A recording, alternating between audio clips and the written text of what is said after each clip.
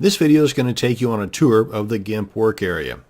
Now, after you've downloaded and installed your Gimp program, go ahead and open it up, and you're going to see a few windows pop up onto your monitor. I'm going to go ahead and do that now.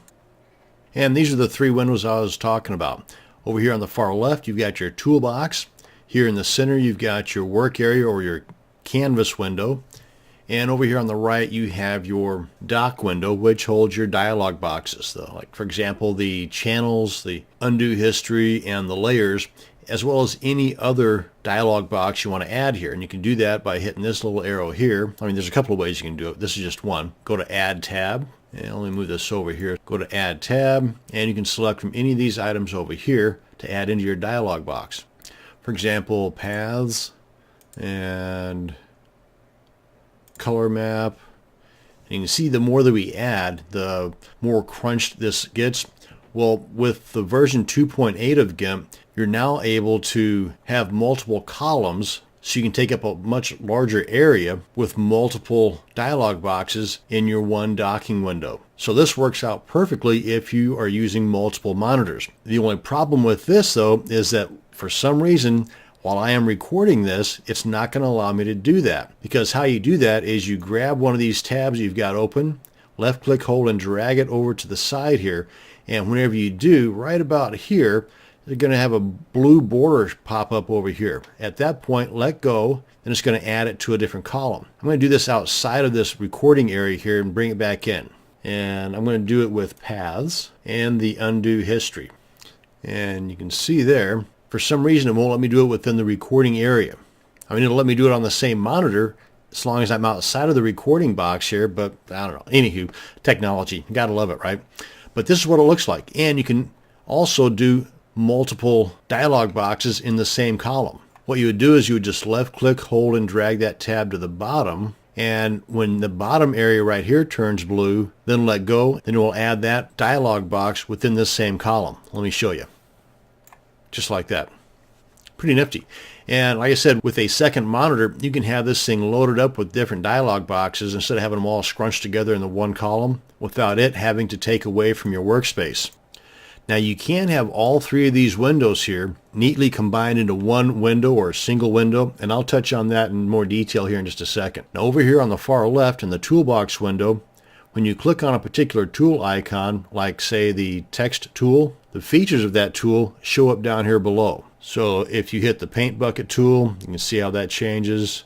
The gradient tool, you can see how that changes. This allows you to fine-tune the features of that particular tool prior to adding it to your work area. Now there are even additional tools you can add to your toolbox, and I'll get to that here in just a second as well. Now along the top of your work area window is the menu area. And like most menus, you just click on the title and it's going to drop down more functions. Like under the file here, this is where you can create a new image, or you can create an image from your clipboard, scanner, camera, web page, screenshot, and so on.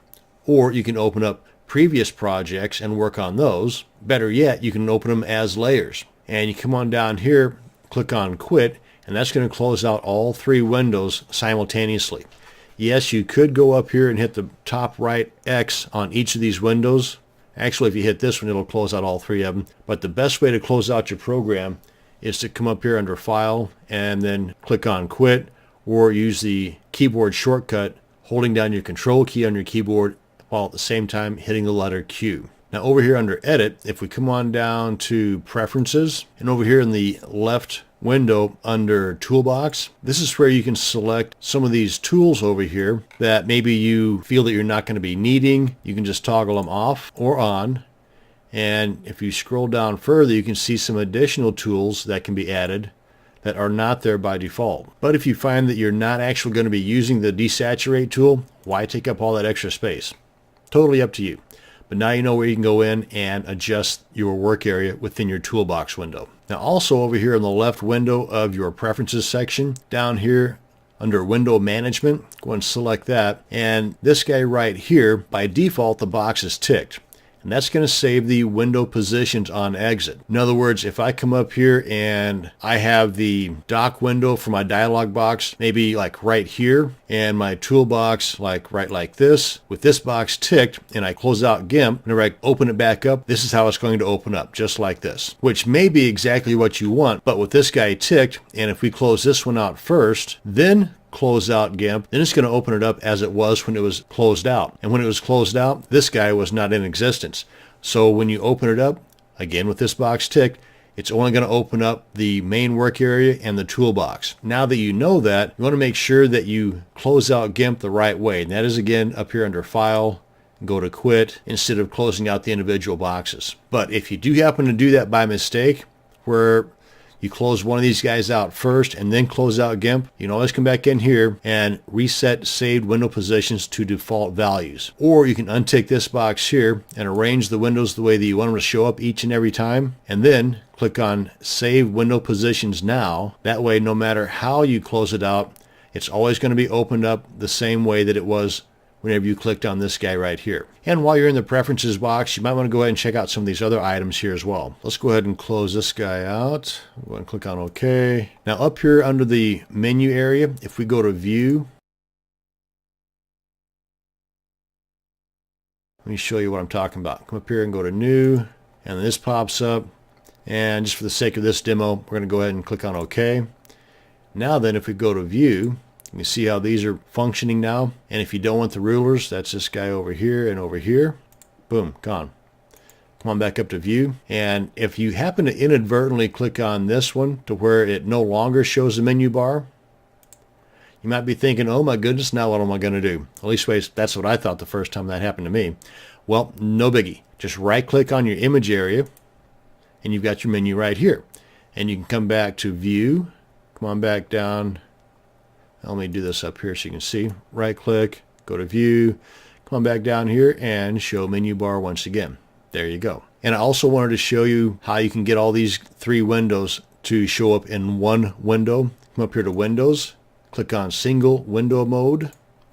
Boom, there you go. Now some people prefer this. I myself, since I do work with multiple monitors, I prefer the multiple window view. That way I can take my dock window full of my dialog boxes and toss them over onto the other monitor, and it gives me much bigger work area to play around with. But now you know how you can get the single window mode going.